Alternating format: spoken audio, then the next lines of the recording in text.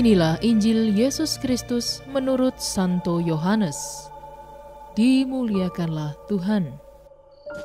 Sesudah itu, Yesus pergi dengan murid-muridnya ke tanah Yudea, dan ia diam di sana bersama-sama mereka dan membaptis. Akan tetapi Yohanes pun membaptis juga di Ainon dekat Salim, sebab di situ banyak air, dan orang-orang datang ke situ untuk dibaptis. Sebab pada waktu itu Yohanes belum dimasukkan ke dalam penjara. Maka timbullah perselisihan di antara murid-murid Yohanes dengan seorang Yahudi tentang penyucian. Lalu mereka datang kepada Yohanes dan berkata kepadanya, "Rabi, orang yang bersama dengan engkau di seberang sungai Yordan, dan yang tentang dia engkau telah memberi kesaksian, dia membaptis juga, dan semua orang pergi kepadanya." Jawab Yohanes, "Tidak ada seorang pun yang dapat mengambil sesuatu bagi dirinya, kalau tidak dikaruniakan kepadanya dari sorga.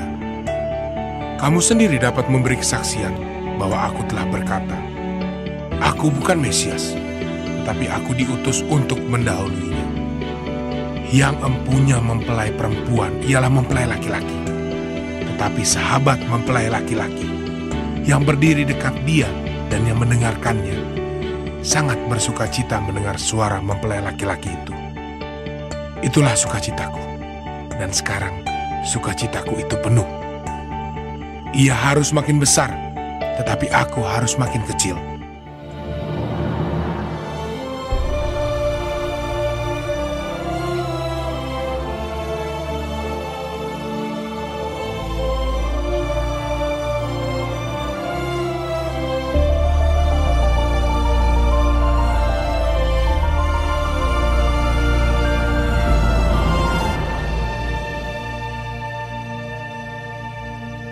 Demikianlah Injil Tuhan.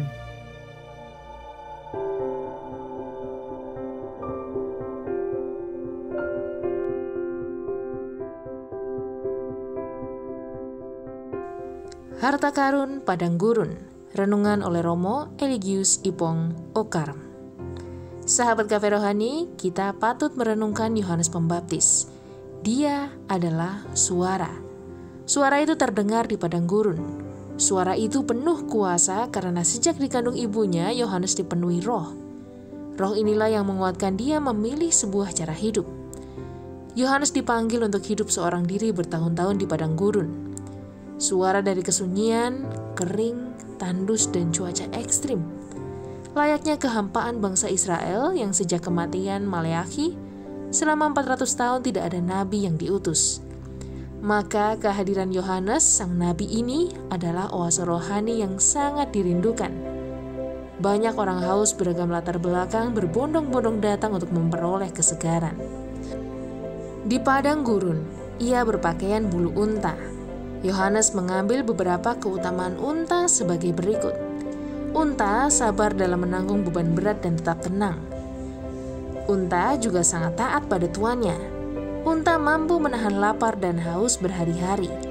Unta juga kuat menghadapi terpaan badai pasir dan kehidupan yang sangat keras.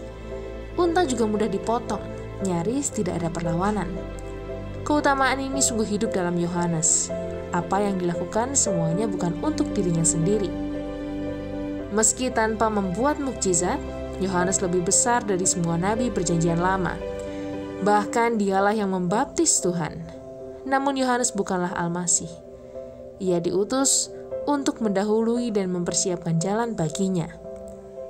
Lingkungan alam padang gurun ternyata menyimpan harta karun, baik nilai materi maupun rohani. Yohanes belajar dari padang gurun dan hewan unta.